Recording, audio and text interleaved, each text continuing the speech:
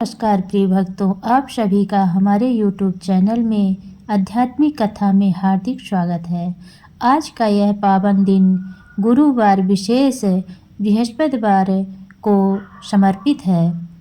इस शुभ अवसर पर हम आपके लिए लेकर आए हैं भगवान श्री बृहस्पति देव की व्रत कथा, जो माँ लक्ष्मी और बृहस्पति देव को अत्यंत प्रिय है।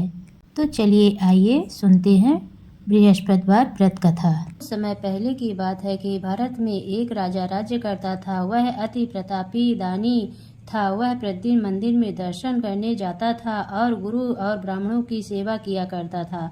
उसके दरवाजे से कोई भी निराश होकर नहीं लौटता तथा वह प्रत्येक गुरुवार को व्रत रखता एवं पूजन करता था। हर एक दिन गरीबों की सहायता करता था, परंतु ये सब बातें उसकी रानी को अच्छी नहीं लगती। वह न व्रत करती और न किसी को दमड़ी तक दान में देती थी तथा राजा से ऐसे करने को मना किया करती थी। एक समय की बात है कि जब राजा शिकार खेलने वन को चले गए थे। महल में सिर्फ रानी और दासी थी। उस समय गुरु बृहस्पति साधु का रूप धारण कर राजा के दरवाजे पर भिक्षा मांगने गए। साधु ने रानी से भिक्षा मांगी तो वह कहने लगी, हे साधु महाराज, मैं इस दान पुण्य से तंग आ गई हूँ। इस काम के लिए तो मेरे पति देव ही बहुत हैं।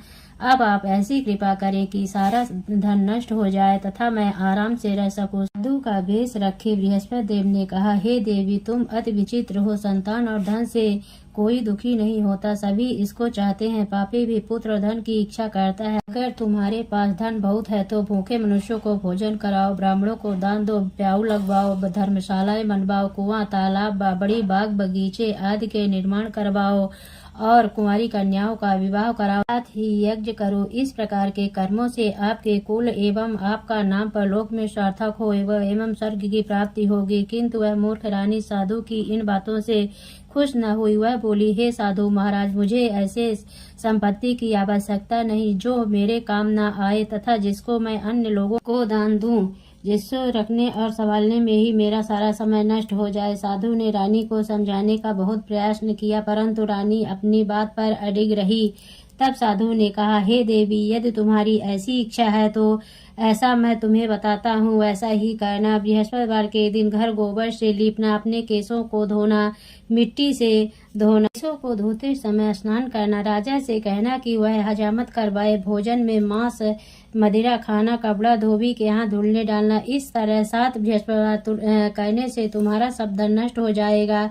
ऐसा कहकर साधु रूपी बृहस्पति देव अंतर्ध्यान हो गए। रानी ने साधु के कहे अनुसार ही 7 बृहस्पतिवार वैसा ही करने का विचार किया। साधु के बताए अनुसार करते हुए उसे केवल 3 बृहस्पतिवार ही बीते थे कि उसका समस्त धन नष्ट हो गया। कहे अनुसार ही करने से भरपेट भोजन के लिए भी दोनों समय परिवार तरसने लगा तथा सांसारिक भोगों से दुखी रहने लगा। राजा रानी से कहने लगा, तुम यहाँ पर रहो, मैं दूसरे देश को जाऊं, क्योंकि यहाँ पर सूफी मनुष्य जानते हैं, इसीलिए मैं कोई कार्य भी नहीं कर सकता। देश चोरी परदेश भी बराबर है। ऐसा कहकर राजा परदेश चला गया। वहाँ जंगल जाता, जहाँ लकड़ी काट कर लाता और शहर बेच कर अपनी दुखी जीवन को बड़ी कठिनता से व्यतीत करने लगा। राजा के जाने के पश्चात इधर उसके बिना रानी और दासी दुखी रहने लगे। किसी दिन भोजन मिलता, किसी दिन जल पीकर रह जाती। एक समय रानी और दासी को 7 रोज बिना भोजन के व्यतीत हो गया तो रानी ने अपनी दासी से कहा, हे दासी, यहाँ पासी के नगर में मेरी बहन रहती है, वह बहुत ही धनवान है। तू उसके पास जा और वहाँ से 5 सेर बेजर मांग ला, कुछ समय के लिए गुजर हो जाएगी। इस प्रकार की आज्ञा मानकर दासी रानी की बहन के पास गई। रानी की बहन उस समय पूजन कर रही थी, क्योंकि उस रोज बृहस्पतिवार था। जब दासी ने रानी की बहन को देखा, उसे बोली, हे रानी, मुझे तुम्हारी बहन ने भेजा है, मेरे लिए 5 सेर बेजर दे दो। रानी ने कुछ उत्तर नहीं दिया, क्योंकि उसमें बृहस्पतिवार कथा सुन रही थी। इस प्रकार जब वादी को किसी प्रकार का उत्तर नहीं मिला तो बहुत ही दुखी हुई एवं क्रोध भी आया। लौट कर अपनी रानी के पास आकर बोली, हे रानी, तुम्हारी बहन तो बहुत ही बड़ी आदमी है, वह छोटे मनुष्यों से बात भी नहीं करती। उसे मैंने कहा तो उसने कोई उत्तर न दिया, मैं वापस चली आई। रानी बोली, हे दासी, इसमें उनका कोई दोष नहीं है। जब बुरे दिन आते हैं तब कोई सहारा नहीं देता। अच्छे बुरे का पता आपत्ति में लगता है। जो ईश्वर की इच्छा होगी यही होगा। यह सब हमारे भाग्य का दोष है। इधर उस रानी ने देखा कि मेरी बहन की दासी आई, परंतु उससे मैं नहीं बोली। यह कथा को सुन और विष्णु भगवान का पूजन सौंध कर रानी के घर चल दी। जाकर अपनी बहन से कहने लगी, हे बहन, बृहस्पतिवार का व्रत कथा सुन रही थी, तुम्हारी दासी गई, परंतु जब कथा होती है तब तक न उठते हैं और न बोलते हैं, इसीलिए मैं न बोली। कहो दासी क्यों गई थी? रानी बोली, बहन हमारे अनाज नहीं था तथा राजा परदेश गए हुए हैं। वैसे तुमसे कोई बात छिपी नहीं है, इस कारण मैंने दासी को तुम्हारे साथ 5 सेर भोजन लेने के लिए भेजी थी। इस बात पर रानी की बहन बोली, बहन बृहस्पति भगवान सभी की मनोकामनाओं को पूर्ण करते हैं। देखो शायद तुम्हारे घर में नाज रखा हो। इस प्रकार का वचन सुना तो घर के अंदर गई और वहाँ एक बड़ा घड़ा भेजर का भरा मिल गया। तब तो रानी को आश्चर्य हुआ, क्योंकि उसके अनुसार का एक एक बर्तन अन्न से खाली था। उसने बाहर आकर रानी को सारा वृत्तांत सुनाया। दासी अपनी रानी से कहने लगी, हे रानी, देखो वैसे हमको नहीं जम नहीं मिलता तो हम रोज ही व्रत करते हैं। अगर उनसे व्रत की विधि या कथा पूछ ले जावे तो उसे हम भी किया करेंगे। और फिर दासी के कहने पर रानी ने अपनी बहन से बृहस्पति व्रत पूजा विधि एवं नियमों के बारे में विस्तार से पूछा। उन्होंने बताया, जो बृहस्पतिवार के व्रत से चने की दाल और मुनक्का से विष्णु भगवान का केले की जड़ में पूजन कर दीपक जलाता है, पीला भोजन करता और पीले वस्त्र धारण करता है तथा प्रेम पूर्वक बृहस्पति भगवान की कथा सुनता है, इस प्रकार करने से गुरु भगवान उस भक्त प्रसन्न होते हैं, धन अन्न पुत्र देते हैं, मनोवांछित मनोकामना पूर्ण करते हैं। व्रत एवं पूजा की विधि बताकर रानी की बहन अपने घर लौट गई। तत्पश्चात रानी और दासी दोनों ने निश्चय किया कि बृहस्पति देव भगवान का व्रत एवं पूजन जरूर करेंगे। 7 दिन जब बृहस्पति बाद उन्होंने व्रत रखा, घुड़सार से चाकर चना गुण बिल लाई तथा उसकी दाल से केले की जड़ का तथा विष्णु भगवान का पूजन किया। अब भोजन पीला कहाँ से पावे? बेचारी बड़ी दुखी हुई, परंतु उन्होंने व्रत किया था इसलिए गुरु भगवान प्रसन्न थे और 2 थालों में सुंदर पीला भोजन लेकर आए और दासी को देकर बोले, हे दासी, यह तुम्हारे और रानी के लिए भोजन है, तुम दोनों भोजन करना। दासी दो भोजन पाकर बड़ी प्रसन्न हुई, रानी से बोली, चलो रानी जी भोजन कर लो। रानी को इस विषय में कुछ पता नहीं था। वह दासी से बोली, तू ही भोजन करके तू हमारे व्यर्थ में हंसी उड़ाती है।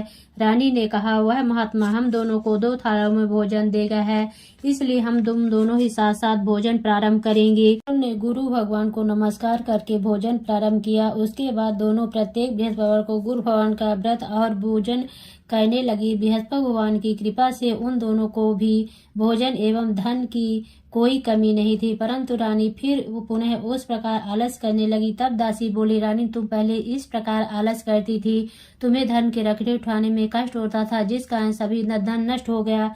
अब गुरु भगवान की कृपा से धन मिला है तो तुम्हें फिर आलस्य होता है। बड़ी मुसीबतों के बाद हमने यह धन पाया है, इसीलिए हमें दान पुण्य करना चाहिए तथा भूखे मनुष्यों को भोजन कराओ, पाऊ लगवाओ, ब्राह्मणों को दान दो, कुआं तालाब बावड़ी आदि का निर्माण करवाओ, कुंवारी कन्याओं का विवाह करो, मंदिर पाठशाला बनवा कर दान दो, कुंवारी कन्याओं का विवाह कराओ, जिसमें से आपका कुल और सम्मान बढ़े, आपके पितृ प्रसन्न हो। दासी की इन बात पर रानी ने इसी प्रकार कर्म करने प्रारंभ किए तो काफी यश फैलने लगा। एक दिन रानी और दासी विचार करने लगी, न जाने राजा किस प्रकार से होंगे, उनकी कोई खबर नहीं।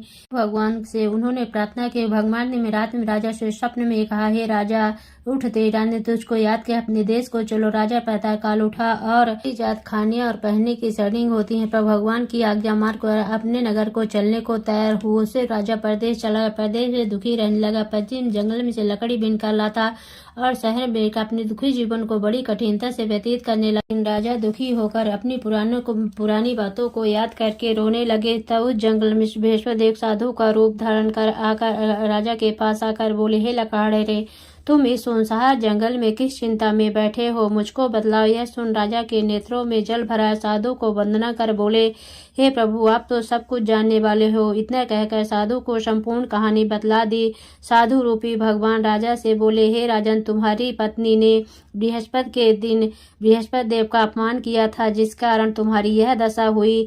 अब तुम किसी प्रकार की चिंता मत करो, भगवान तुम्हें पहले से अधिक धनवान करेगा। देखो, तुम्हारी स्त्री ने बृहस्पति देव का व्रत प्रारंभ कर दिया है। तुम मेरा कहा मानकर बृहस्पतिवार व्रत करके चने की दाल गुड़ जल के लोटे में डालकर केला का पूजन करो और फिर कथा सुनो, तुम्हारी सब कामनाएं पूर्ण होंगी। साधु के वचन सुनकर राजा बोला, हे प्रभु, मुझे लकड़ी बेचकर इतना पैसा नहीं मिलता जिसने भोजन करने के उपरांत कुछ बचा सकूं। मैंने रात्रि में अपनी रानी को व्याकुल देखा है, मेरे पास कुछ नहीं है जिससे उसकी खबर तो मंगा सकूं, और फिर मैं कौन सी कहानी कहूँ, यह मुझको कुछ भी मालूम नहीं है। जीन काल में एक ब्राह्मण था, बहुत ही निर्धन था, उसके कोई संतान न थी। उसकी स्त्री बड़ी मलिनता के साथ रहती, वह स्नान न करती, किसी देवता का पूजन पाठ न करती, सर्वप्रथम भोजन करती, बाद में अन्य कार्य करती थी। इससे ब्राह्मण देवता बड़े दुखी थे, बेचारे बहुत कुछ कहते, किंतु उसका कोई परिणाम न निकला।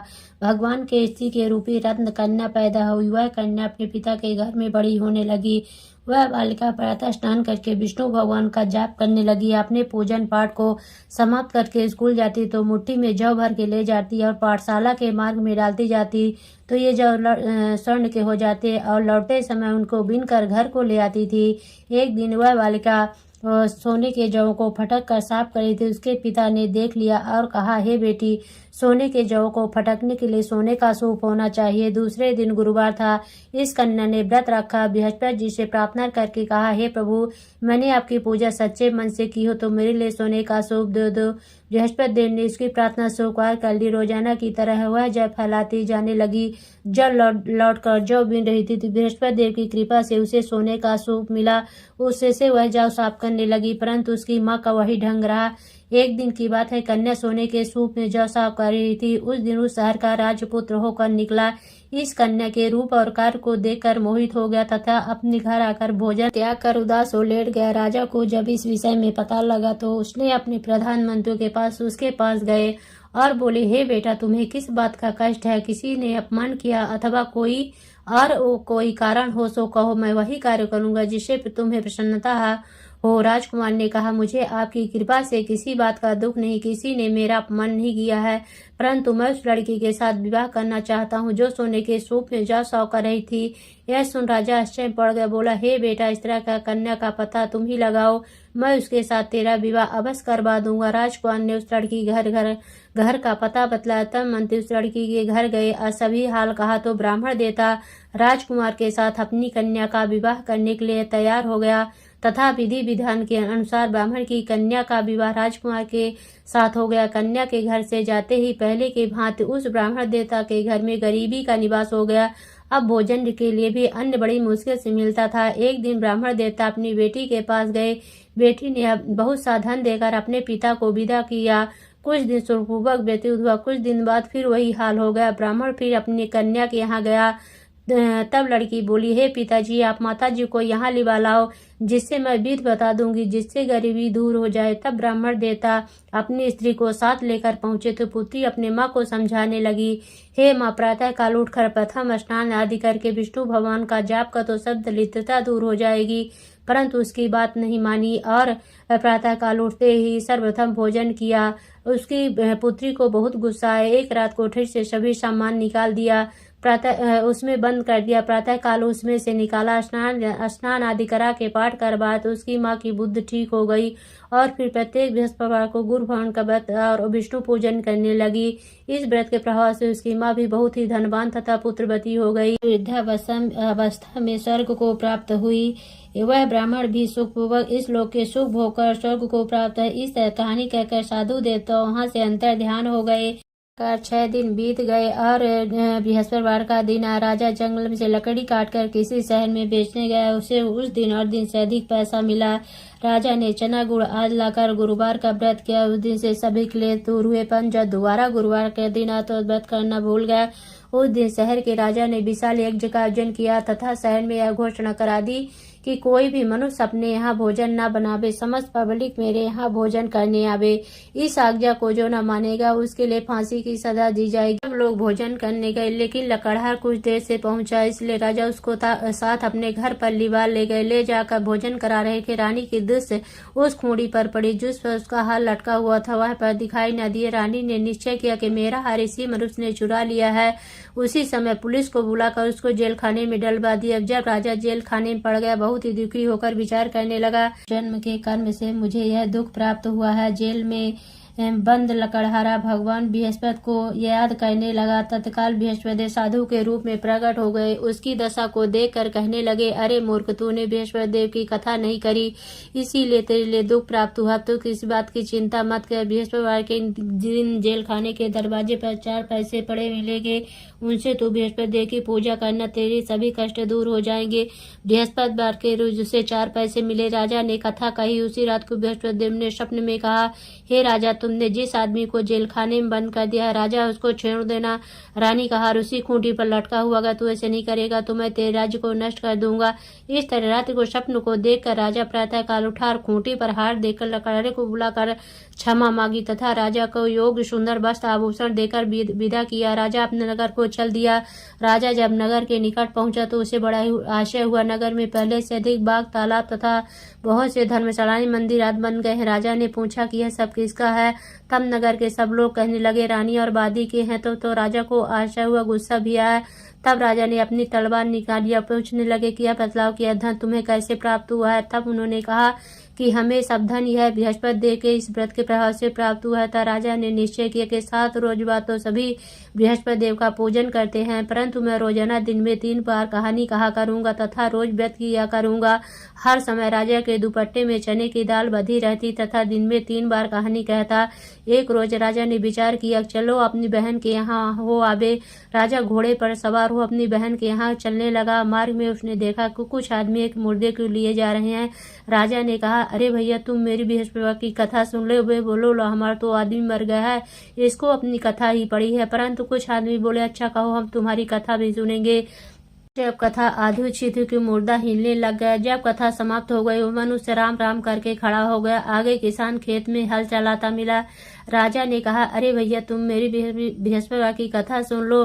वे बोला, जब तक मैं तेरी कथा सुनूंगा तब तक एक बार हरया जोत लूंगा, अपनी कथा किसी और को सुनाना। राजा के हटते ही बैल पछाड़ कर खाकर गिर गए तथा उसके पेट में जोर जोर से दर्द होने लगा। उसी समय उसकी माँ रोटी लेकर आई। उसने बेटे से सवाल पूछा। बेटे ने सवाल कह दिया तो बुढ़िया दौड़ती दौड़ती उस घुड़सवार के पास गई। बोली, मैं तेरी कथा सुनूंगी, तू अपनी कथा मेरे खेत पर चलकर कहना। राजा ने बुढ़िया के खेत पर जाकर कथा कही, जिसको सुनते ही के बैल खड़े हुए तथा किसान के पेट का दर्द बंद हो गया। राजा अपने बहन के घर पहुंच गया। बहन ने भाई की खूब मेहमानी की। दूसरे रोज जागा तो देखने लगा सब भोजन कर रहे हैं। राजा ने कहा, बहन, ऐसा कोई मनुष्य है जिसने भोजन न किया हो? मेरी बृहस्पति की कथा सुन ले। बहन बोली, हे भैया, यह लोग ऐसे हैं, पहले लोग यहाँ भोजन करते हैं, बाद में अन्य कार्य करते हैं। अगर कोई पड़ोस में हो तो देखा हूँ। ऐसा करके देखने चली गई, परंतु उसे ऐसा कोई व्यक्ति नहीं मिला जिसने भोजन न किया हो। अतः एक कुम्हार के घर गई जिसका लड़का बीमार था। उसे मालूम हुआ कि इनके यहाँ 3 रोज से किसी ने भोजन नहीं किया। रानी ने अपनी भाई की कथा सुनने के लिए कुम्हार से कहा। कुम्हार तैयार हो गया। राजा ने कुम्हार के घर जाकर कथा कही, जिसको सुनते हुए उसका लड़का ठीक हो गया। अब तो राजा की प्रशंसा होने लगी। एक दिन राजा ने कहा, बहन, हम अपने घर जाएंगे, तुम भी तैयार हो जाओ। राजा की बहन सास बोली, चली जा, परंतु अपने लड़कों को मत ले जाना, क्योंकि तेरी भाई के औलाद नहीं होती है। बहन बोली, हे भैया, मैं चलूंगी, कोई बालक नहीं जाएगा। राजा बोला, जब कोई बालक नहीं जाएगा तब तुम ही जाकर क्या करोगी? बड़े दुखी मन से राजा अपने नगर को लौट आया। राजा ने कहा कि हम निर्वंशी राजा, हमारा मुख देखने का धर्म नहीं, कुछ भोजन दान नहीं किया। रानी ने कहा, प्रभु बृहस्पति देव ने हमें सब कुछ दिया, हमें औलाद अवश्य देंगे। उसी रात को बृहस्पति देव ने स्वप्न में कहा, हे राजा, उठ, सोच को त्यागती रानी गर्भ से 9वें महीने में गर्भ से एक सुंदर पुत्र पैदा हुआ। तब राजा बोला, स्त्री बिना भोजन के रह सकती है, बिना कहे नहीं रह सकती।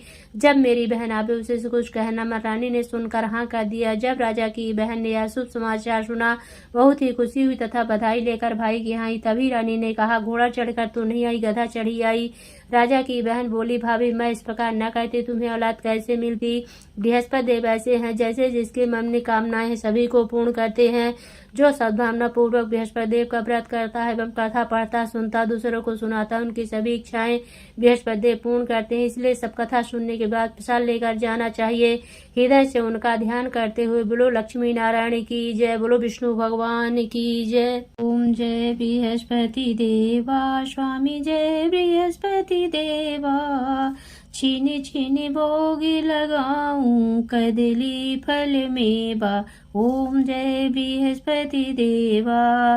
तुम पूर्ण परमात्मा, तुम अंतर्यामी स्वामी, तुम अंतर्यामी। जगत पिता जगदीश्वर, तुम सबके स्वामी। ओम जय बृहस्पति देवा। चरणामृत निज निर्मल, सब पातक हरिता स्वामी, सब पातक हरिता। सकल मनोरथ दायक, कृपा करो भरता। ओम जय बृहस्पति देवा। तन मन धन अर्पण कर, जो जन शरण पड़े प्रभु, जो जन शरण पड़े प्रभु। प्रगट तब हो करे, आकर द्वार खड़े। ओम जय बृहस्पति देवा। दीन दयाल दयानिधि, भक्तन हितकारी। पाप दोष सब हरता, भव बंधन हारी। ओम जय बृहस्पति देवा। सकल मनोरथ दायक, सब संशय तारो। विषय विकार मिटाओ, संतन सुखकारी। ओम जय बृहस्पति देवा। जो कोई आरती तेरी, प्रेम सहित गावे स्वामी, प्रेम सहित गावे। ज्येष्ठानंद बंद शो शो निश्चय पावे। ओम जय बृहस्पति देवा। बोलो विष्णु भगवान की जय।